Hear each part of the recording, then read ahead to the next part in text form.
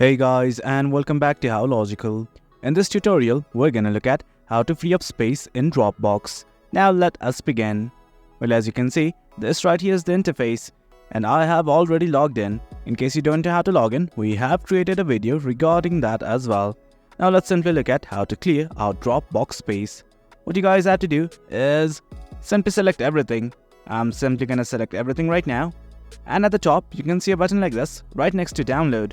It says delete. Click on it right now. It might ask for your confirmation. Simply delete it. I'm gonna hit on delete right now. Well, from here, it kind of seems like our files have been deleted and our Dropbox has been cleared. But in fact, it has not been cleared.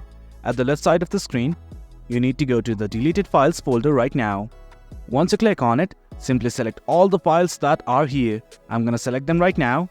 Once you have selected it, what you guys need to do is simply hit on this permanently delete button right here. Do note that you can restore them as well, but right now I'm gonna hit on this permanently delete button. It might ask for your confirmation. Simply enter your password to continue. I'm gonna enter it right now.